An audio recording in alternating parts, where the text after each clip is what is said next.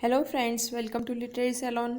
Friends, आज की इस वीडियो में हम बात करने वाले हैं जीएम हॉपकिंस की सीरीज़ की एक और poem the sea and skylark के बारे में।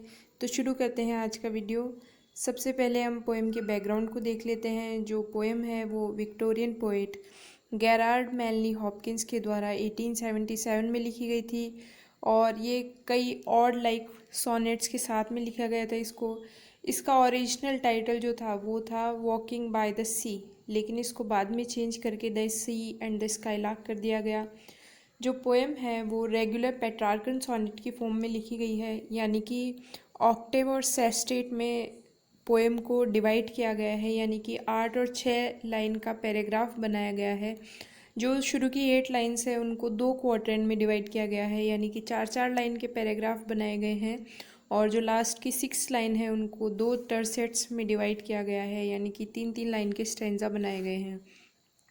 राइम स्कीम जो है वो इसकी रहेगी A B C D E. ये जो पोएम है ये गॉड की क्रिएशन के बारे में और इसके अपोजिट जो ह्यूमन बीइंग का ग्रीड है उसके बारे में ये पोएम लिखी गई है। देखिए, इसमें हम देख सकते हैं एंड राइम यहाँ पर डिस्क्राइब की हुई है। तो पोएम शुरू करते हैं हम।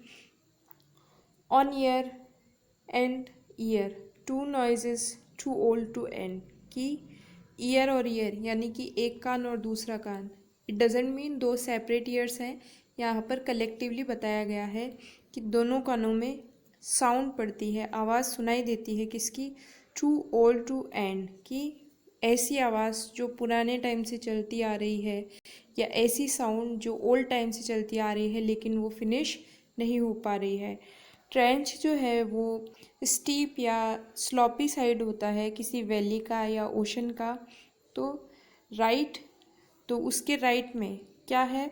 The tide that rams against the shore. कि टाइड यानी कि जो ऊंची ऊंची वेव्स होती है सी में, तो वो चल रही हैं वहाँ पर, सी में उठ रही हैं। रैम का मतलब यहाँ पर होगा टकराना। तो टकरा रही हैं किससे? अगेंस्ट द शोर, किनारे से टकरा रही हैं।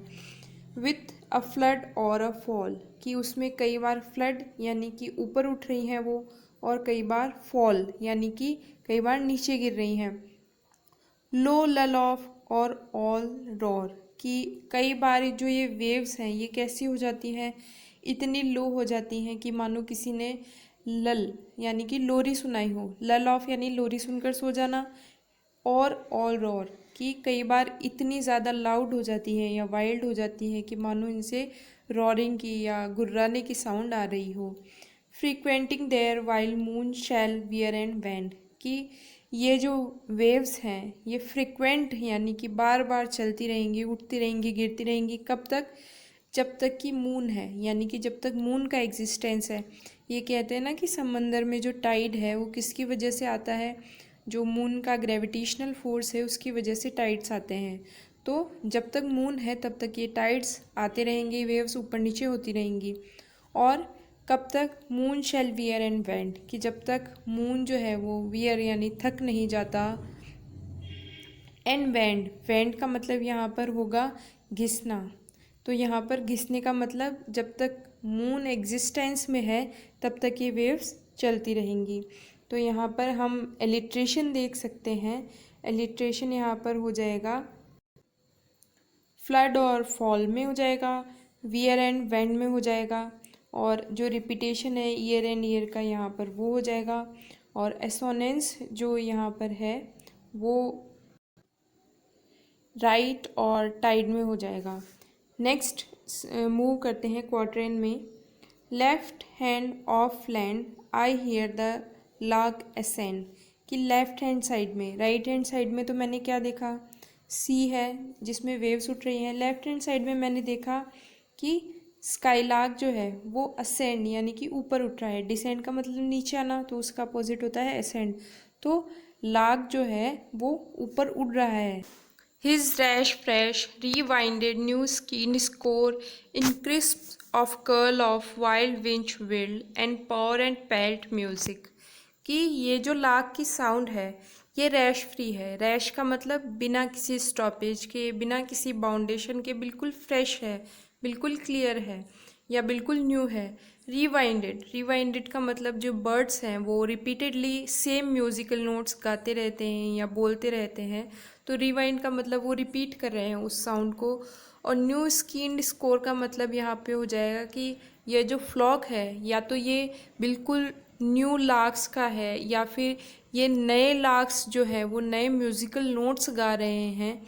तो ये न्यू म्यूज़िकल नोट्स जो हैं वो क्रिस्प, क्रिस्प यानी बिल्कुल ताज़े हैं, ऑफ कर्ल ऑफ, और कर्ल ऑफ यानी ये एक दूसरे से गुथे हुए हैं या एक दूसरे में उलझे हुए हैं, यानी कि जो साउंड है वो एक दूसरे के साथ में मिक्स हो रही है।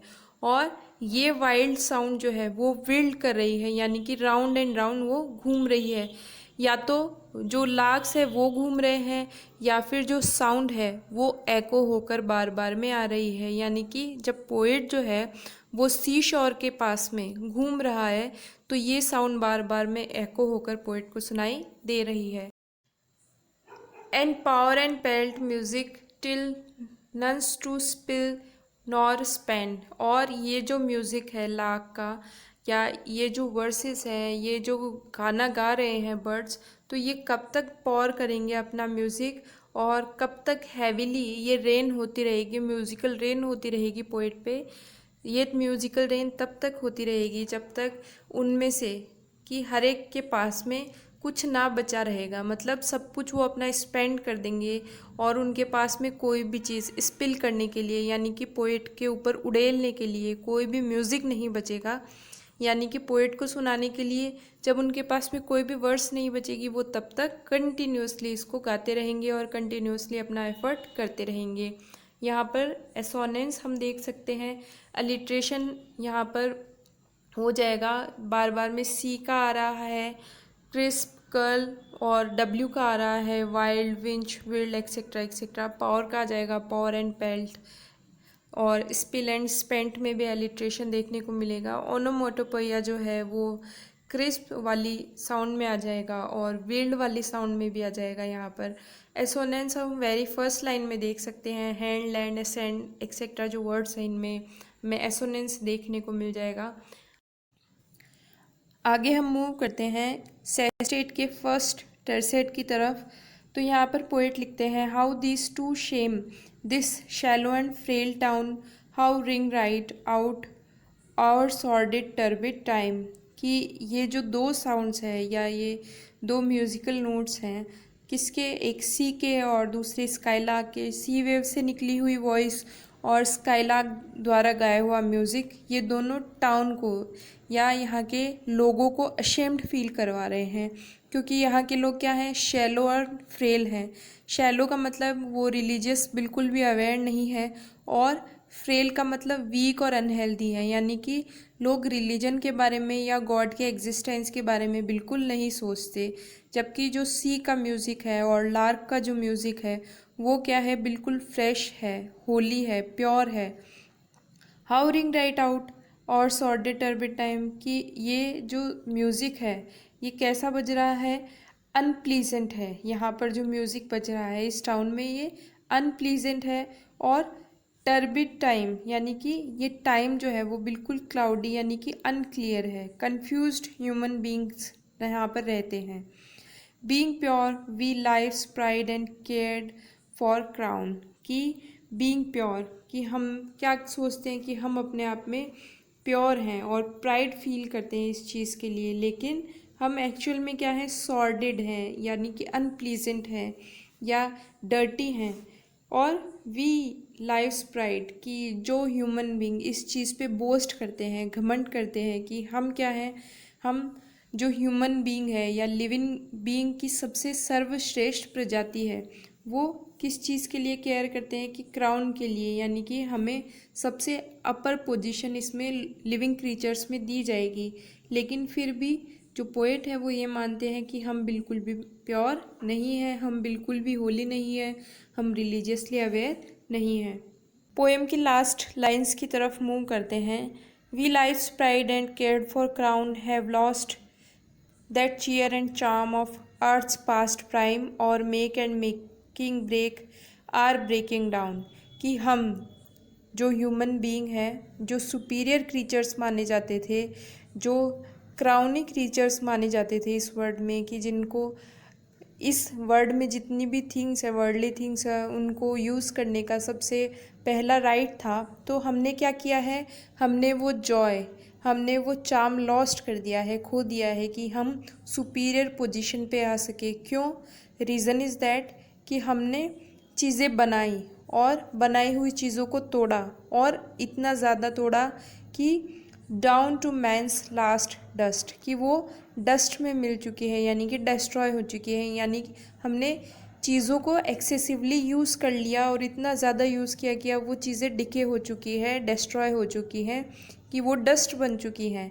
Drain fast towards man's first slime, कि ये जो चीज़ें जो हैं ये किस में पहुंच चुकी हैं, डेथ की सिचुएशन में पहुंच चुकी हैं। और जो ये डस्टी थिंग्स हैं, या ये जो चीज़ें हैं जो कम्प्लीटली डिस्ट्रॉय हो चुकी हैं, तो वो किसकी याद दिलाती हैं? जो ह्यूमन बीइंग की ओरिजिनल स्टेट थी, यानी कि जो एक साइंटिफिक रीज़न बताया जाता है ह्यूमन बीइंग के बर्थ का, कि सबसे पहले ह्यूमन बीइंग का जन्म कहाँ से हुआ होगा, तो स्लाइम से बताया जाता है। तो उसी स्लाइम, अल्टीमेट स्लाइम में उस ह्यूमन बीइंग की डेथ या अल्टीमेट एंड यहाँ पर बताया जा रहा है, कि पोइट कहते हैं कि अल्टीमेट एंड जो है वो ह्यूमन बीइंग का, वो इसी स्लाइम में हो जाएगा। तो कहने का मतलब कि ह्यूमन बीइंग जो है वो प्रोग्रेस ना करके वापस से पीछे की तरफ या पास्ट टाइम में वापस से जा रहा है। यहाँ पर जो फर्स्ट लाइन है इसकी लास्ट थर्ड सेट की, तो यहाँ पे एलिट्रेशन का यूज़ पोइट ने किया है चीयर एंड चार्म में, पास्ट एंड प्राइम में, फिर मेकिंग एंड मेकिंग में, ब्रेक एंड ब्रेकिंग में, एक्सेट्रा एक्सेट्रा। फिर हम इसकी थीम्स को और कंक्लूजन को देख लेते हैं। तो कंक्लूजन में पोइट जो है वो अपने मास्टरपीस के थ्रू रीडर्स का अटेंशन लेते हैं और क्रिश्चियन बिलीफ और नेचर जैसी चीज़ों को यहाँ पर बताते हैं, और जो ह्यूमन बीइंग की ग्रीडीनेस है उसकी तरफ भी अटेंशन हमारा सीख करते हैं।